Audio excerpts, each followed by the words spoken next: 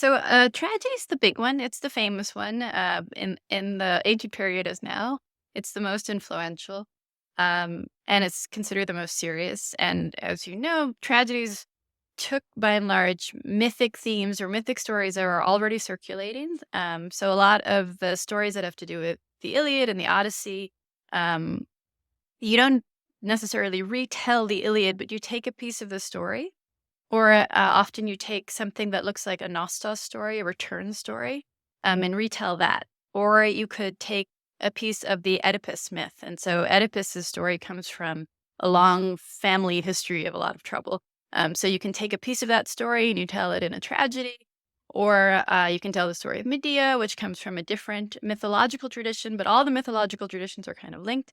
Um, there are a couple examples of tragedians telling historical stories, but famously, when a tragedian tried to do that about a contemporary situation, he was fined. The Athenians were so upset that he was received a large fine and was told never to do it again. So they didn't want to be confronted with their day to day problems on stage. Right, the temporality of a tragedy has to be removed. And the only exception we have now to that rule is a play by Aeschylus called The Persians, which told the story from the Persian perspective of the Persians' defeat by the Athenians. And that had happened a decade or so before the play is staged. So that's a very interesting exception. It also is our oldest play. So that's tragedy. And then you have comedy. Comedy is like just a super weird genre. Because old comedy, which is what we have in the 5th century, so really traveling alongside tragedy, is really unique and doesn't really follow through our historical tradition into the present. Old comedy is about situations that are set in the present tense, often in Athens. You'll often have an Athenian character, kind of a trickster hero, but a bit of a rube maybe, who's trying to do some crazy thing like bring peace to the entire Greek world. I mean, that doesn't sound crazy, but he's trying to do it by riding on a dung beetle up into the heavens. So that gets a little crazier. So you're set in the present. You have present day problems and characters who are pointing out to the audience, who might be making fun of audience members who are there in the audience. But then wacky, crazy things happen, like characters traveling to the heavens or starting a bird city or other things like that. And so they're kind of fantastical, but they're also political, and they're set in the present, but they're also things that couldn't actually happen in the present. And they're very funny and scatological and kind of sexual and sort of crude. But what's really fascinating about this genre is that it kind of comes to an end and it's quickly replaced by what we call middle comedy and then new comedy. New comedy is a genre, a form of comedy that comes later in the 4th century.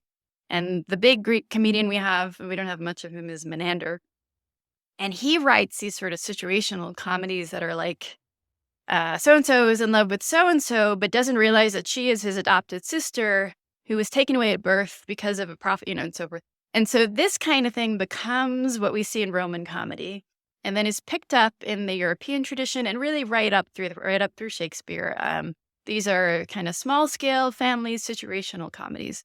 That political comedy that we see in the 5th century, we can find parallels. We can look to kind of late night talk shows, things like that. But we don't see a tradition that starts in Athens and then just carries through the way we do with other forms. And then there's a third kind of play. This is the satyr play genre. And this is even more mysterious. After our 3 tragedies would be performed on any given day, there would be a satyr play. And these are just, they're fantasy-oriented plays where the chorus is made up of beings called satyrs. And so they're kind of half animal, half man guys, sort of goat-like creatures with big phalluses. I mean, they're played by actors, but are played by choral members. And there's usually some kind of plot, like there's a kidnapping and a rescue.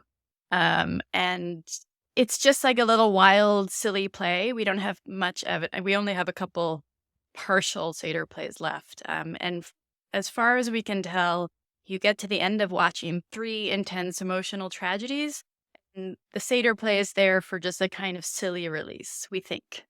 It's a little hard to tell what it's doing there.